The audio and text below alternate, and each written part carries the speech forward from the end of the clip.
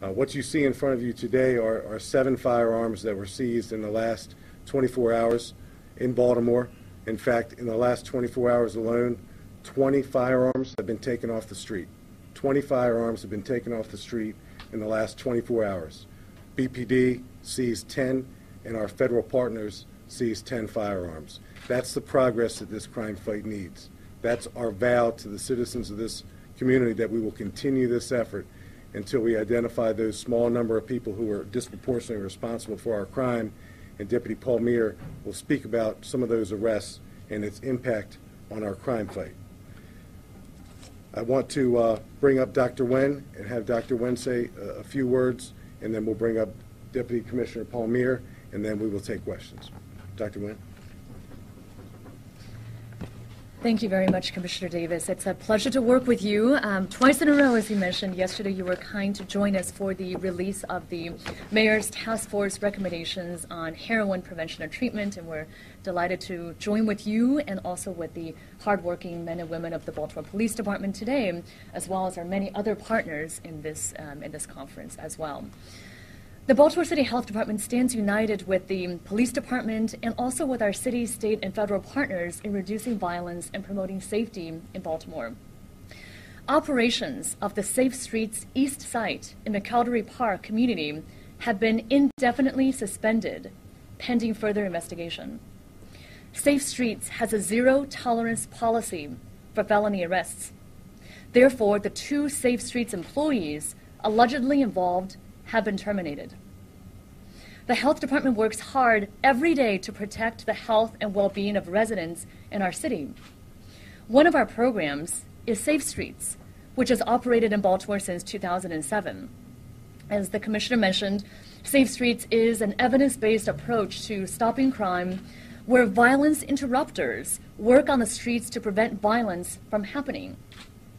The staff at Safe Streets sites are employees of community-based organizations which operate in the communities they serve. In this case, Living Classrooms operates the site in McElderry Park. Last year, Safe Streets workers mediated 880 conflicts in Baltimore, more than 80% of which were deemed to be likely or very likely to result in gun violence. That's 80%. 3 of our 4 sites have gone over a year without a fatal shooting. Safe Streets works because the employees are often ex-offenders who have credibility in the neighborhoods they serve.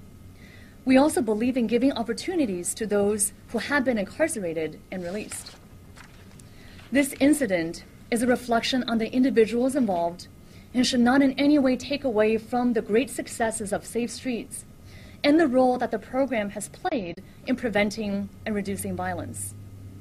Criminal behavior will not be tolerated. It is a discredit to Safe Streets, to the health department, and to the city of Baltimore.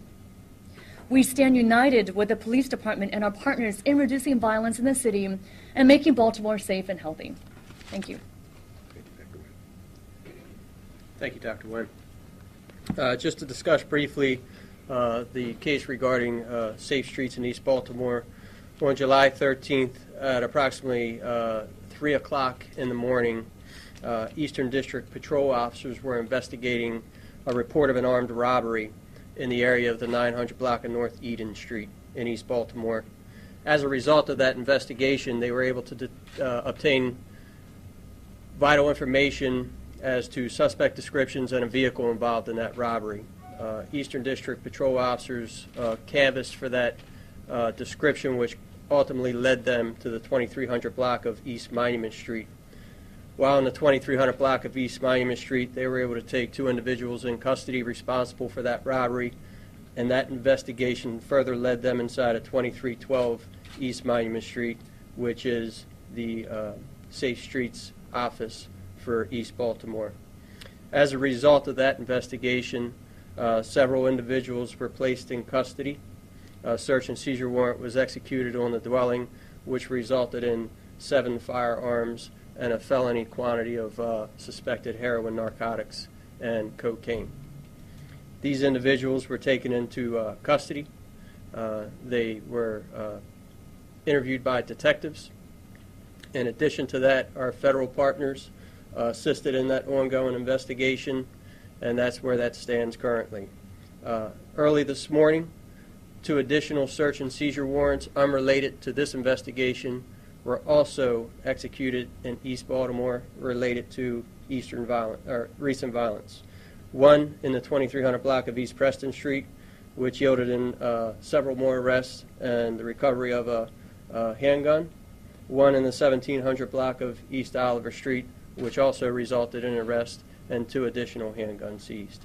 As we continue to utilize our incident command structure with our federal partners, with our local law enforcement here in Baltimore City, better known as the War Room, this information is certainly flowing how we anticipated and expected, and we will continue to move forward addressing our crime concerns in the city of Baltimore, taking guns off the street, and focusing on the right people.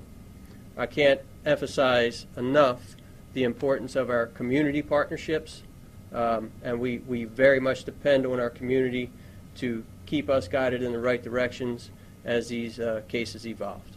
Thank you.